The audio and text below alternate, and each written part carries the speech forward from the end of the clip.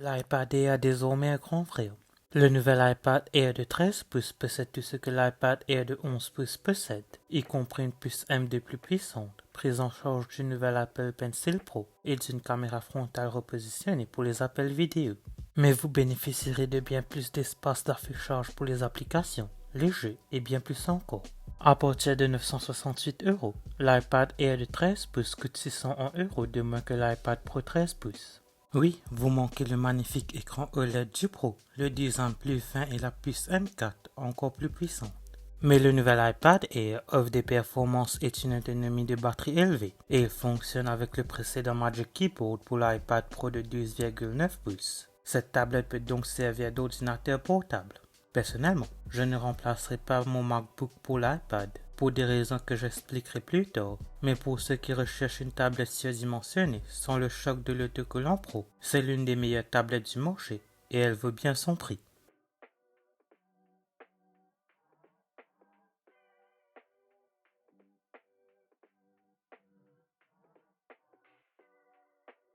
L'iPad Air 13 pouces est une première pour Apple. Il propose une option grand écran avec 30% d'espace en plus au milieu de gamme et ne se limite pas à l'iPad Pro. C'est le modèle à adopter si vous souhaitez exécuter des applications côte à côte, une expérience vidéo ou de jeux plus immersifs. Et c'est certainement le choix si vous souhaitez que votre iPad fasse également office d'ordinateur portable.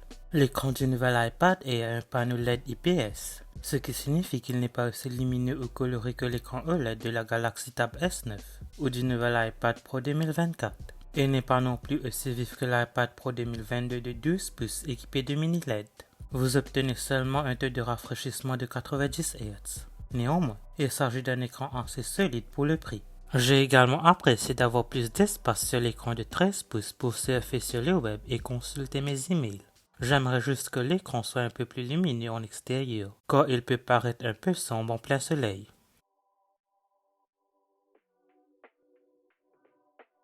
La puce M2 de l'iPad Air promet une augmentation de vitesse considérable avec un processeur 15% plus rapide, à des performances graphiques 25% plus rapides et un moteur neuronal 40% plus rapide. J'ai également été impressionné par la rapidité avec laquelle l'iPad Air a amélioré des images de photomato. L'option Super Resolution basée sur l'apprentissage automatique a permis d'affiner une photo agrandie de bâtiment en moins de 10 secondes, ainsi qu'un gros plan d'une fleur de pivoine.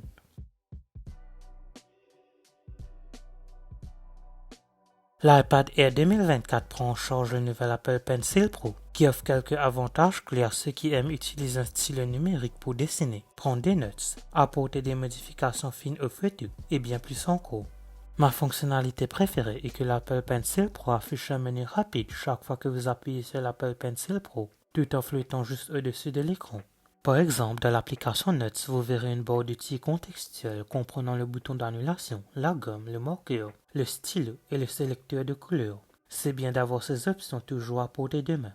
Un autre avantage est que vous ressentirez un retour haptique lorsque vous serrez l'Apple Pencil Pro, ce qui est agréable. Apple a déjà permis aux développeurs tiers de créer leur propre palette d'outils pour les applications.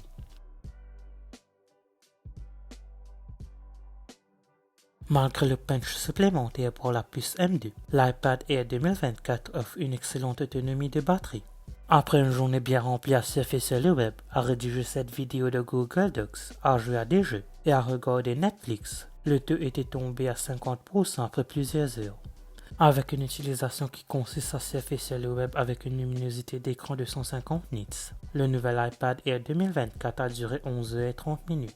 C'est 1 h 30 de plus que le précédent iPad Air, ce qui pourrait être dû à la batterie plus grande de ce modèle de 13 pouces et à la puce M2 plus efficace.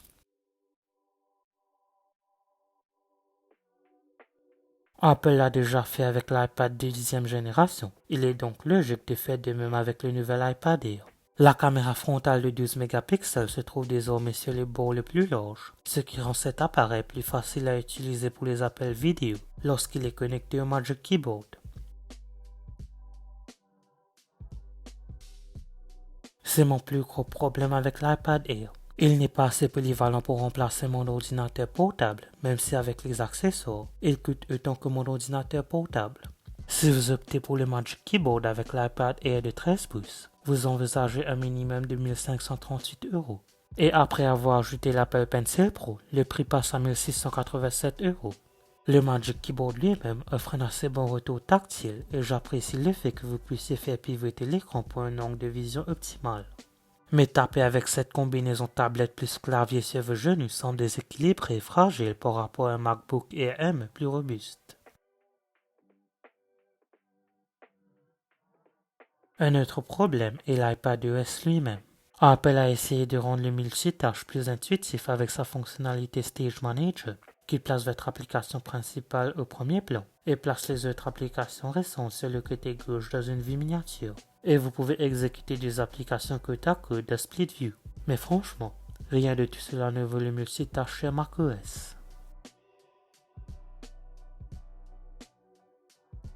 Dans l'ensemble, l'iPad Air 13 pouces est un gagnant. Vous bénéficiez des performances M2 de type Pro et d'une longue durée de vie de la batterie pour un prix raisonnable. L'écran est suffisamment spacieux pour effectuer un travail en déplacement et j'aime la douceur et la réactivité de l'Apple Pencil Pro. Cependant, je ne remplacerai pas mon ordinateur portable pour l'iPad Air. macOS est toujours meilleur qu'iPadOS pour le multitâche et le Magic Keyboard n'est pas aussi robuste qu'un MacBook, surtout sur vos genoux. Je souhaite également que l'iPad Air prenne en charge Face ID et Thunderbolt. L'essentiel est que l'iPad Air 2024 est l'une des meilleures tablettes du marché. Si c'était mon argent, je serais tenté d'opter pour l'iPad Pro 2024 pour un écran OLED plus lumineux et plus coloré, son design plus fin et sa puce M4 plus évolutive. Mais l'iPad Air de 13 pouces est essentiellement suffisamment pro. Merci d'avoir regardé cette vidéo, n'oubliez pas de la liker et de la partager, n'hésitez pas à vous abonner. N'oubliez pas d'aller liker ma page Facebook et de me suivre sur Twitter et Instagram, les liens seront en description.